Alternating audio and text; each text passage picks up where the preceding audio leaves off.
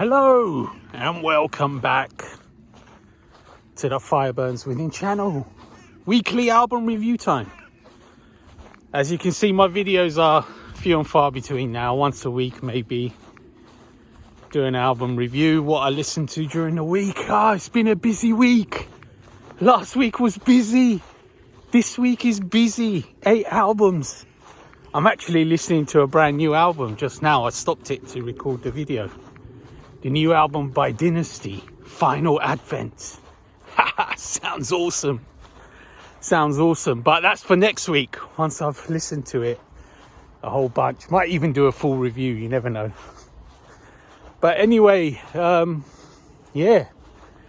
Sunny again, it's glorious again.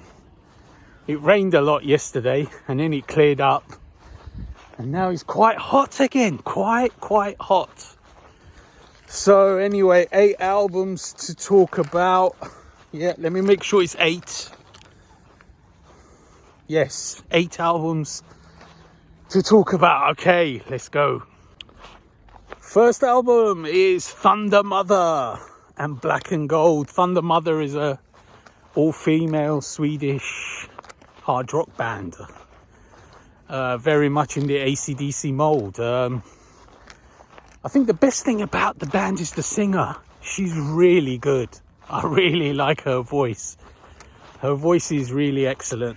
You know, I just really enjoy it. The songs are just, they're okay. They're good. They're solid. It's never going to be a huge favourite of mine, but you know, if a Thunder Mother song comes along and I'm listening to it, I'm not going to say, what's that shit, and turn it off. It's going to be like, yeah, this is cool.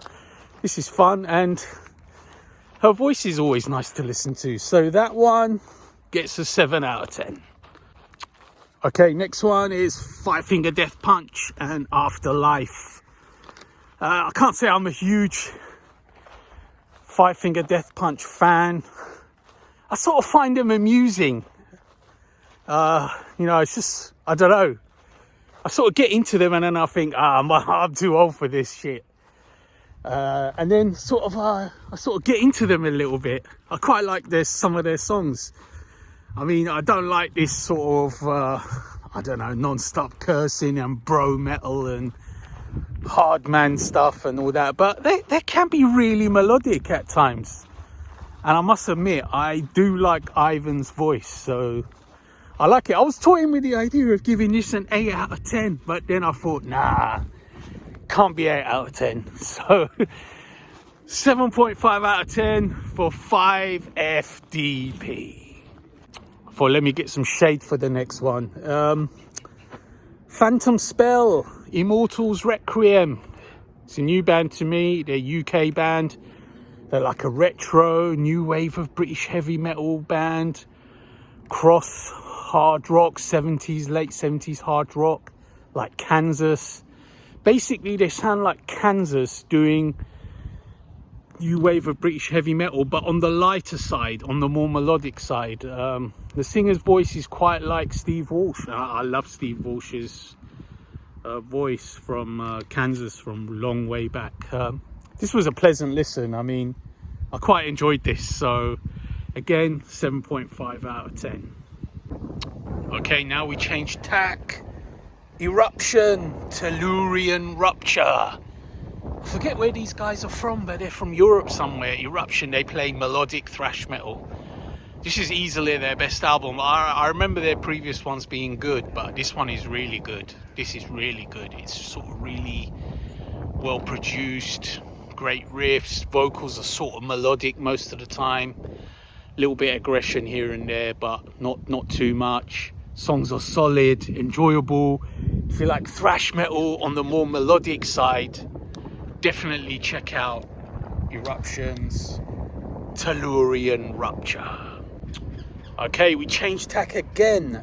Sunstorm. Brothers in Arms, Sunstorm, ex-band of Joe Lynn Turner. They kicked him out. Don't want to go into that, but whatever. They continue with the band Frontiers, of course, with Ronnie Romero on vocals. Ali Del Vecchio is there, and all the usual suspects. I think Simone Mulleroni is the guitarist. The last album was really good. This one is slightly heavier than the last album. I mean, it came last year. The album from last year, it was really good. It was the first one without JLT. So now they're sort of settled into their new style.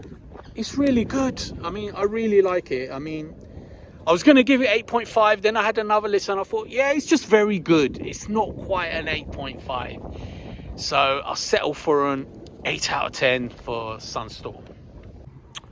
Okay, next one. It's actually from the previous week, but I never had a chance to listen to it properly. It's a new project, A to Z, featuring ex-members of Fate's Warning, doing their own version of sort of melodic prog metal, but not really very, very proggy. It's sort of more just melodic, more hard rock, melodic, even AOR, even at one point, some points. Ray Alder, he's an amazing singer. I really love this album. I thought this album was awesome. It's sort of got some melancholic vibes to it. It's not like out and out sort of speedy or anything like that. It's got great playing. The production is awesome. I love the production on A to Z's album. This is an awesome album. I mean, I hope they continue along these lines. So as a debut, 8.5 out of 10. Very good start. Okay, 2 albums to mention.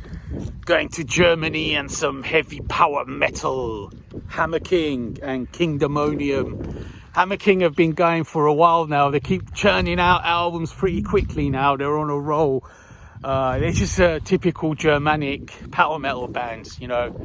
Just typical Euro style power metal. It's not as light as some, like the Italian style, where it can be quite light. It's sort of got some beef to it, some Germanic style, and then it's got just melodic style, hammerfall style. Just very good album, very good follow-up. The last album was good. Their first album was good. What can I say? Hammer King. If you like power metal, you should like Hammer King, right? The name already inspires confidence in the power metal horde. So for that one, I give 8.5 out of 10. And finally, we reach the album of the week, which is Soilwork's Overgivenheten. Something like that. It's just Swedish name. They've been using these Swedish names over their last couple of albums. Yeah, this one it's just great.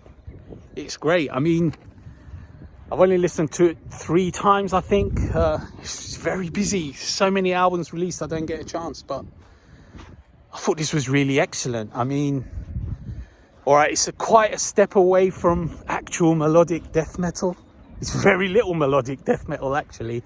Let's just call it melodic heavy metal with some aggressive vocals and some aggressive parts, some double bass parts, but not a lot. The melody level is much higher than before. I mean, Speed Strid, he's singing much more melodically, like he does in Night Flight Orchestra. That sort of influence is coming into this album, but this is really good. I think it's slightly better than the last album.